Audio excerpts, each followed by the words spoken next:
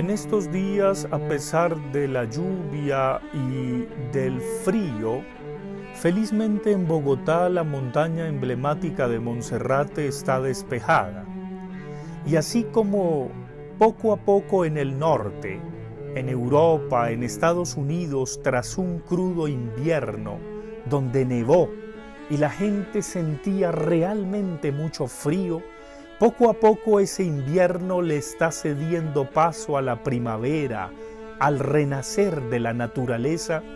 Confiamos en que aquí, de este lado del Atlántico y sobre todo desde nuestro país, desde Colombia y desde Bogotá, también haya días cálidos, haya otro tiempo, un tiempo nuevo. Y vale la pena reflexionar sobre los últimos acontecimientos de nuestra historia,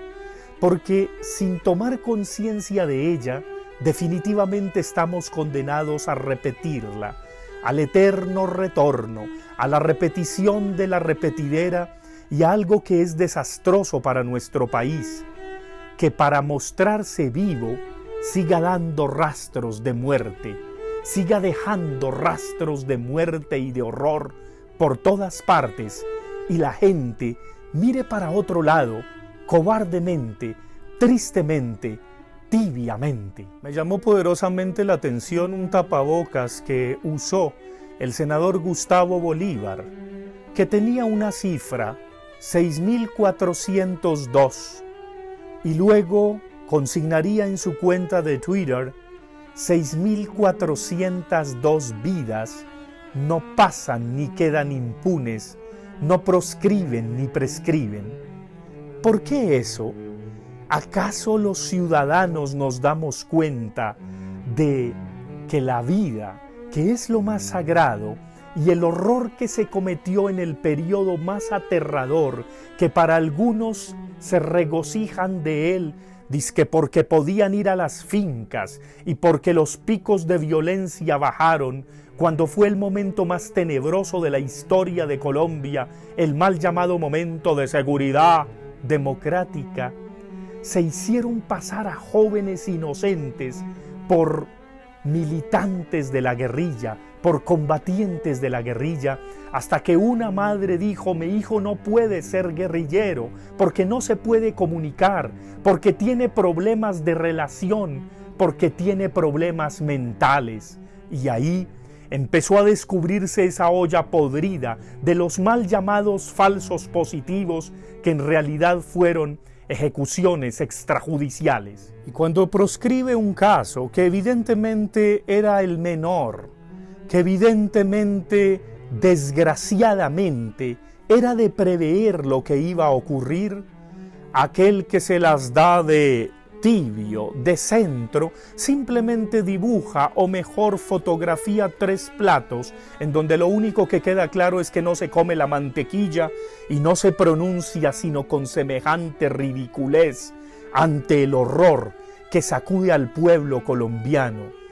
Qué horror la impunidad, pero sobre todo qué horror que algunos pretendan burlarse de la justicia, pasar por encima de ella, cuando es lo único que tenemos como garantía en el Estado social de derecho. Si la justicia se corroe, ¿con qué se salará? ¿Con qué podremos decir que este país es democrático si las instituciones de justicia no valen, no cuentan, si algunos quieren seguir tomándose la justicia en sus manos e instrumentalizarla política y fascistamente para obligar a callar y obligar a decir, del sector que provengan? Qué horror que lo permitamos, qué horror que criminalicen el deseo, qué horror que criminalicen el destino, porque el deseo es el destino, y qué horror que los ciudadanos no tomemos conciencia trágica de nuestra historia. Sí, conciencia trágica, como esa que nos dejó en sus tesis sobre la historia Walter Benjamin, a partir de un cuadro de 1920, un dibujo que hizo Paul Klee y que él finalmente adquirió y lo acompañó hasta el final de su vida. El Angelus Novus, el ángel de la historia, que es un ángel horrorizado que mira al pasado, pero va hacia el futuro.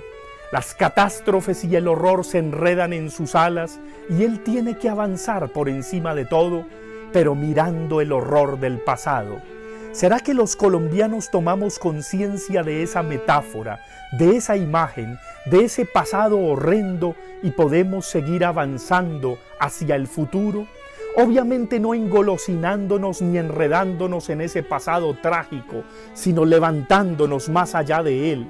por encima de él, buscando unas alternativas distintas, mejores. Algunos hablan de pacto histórico.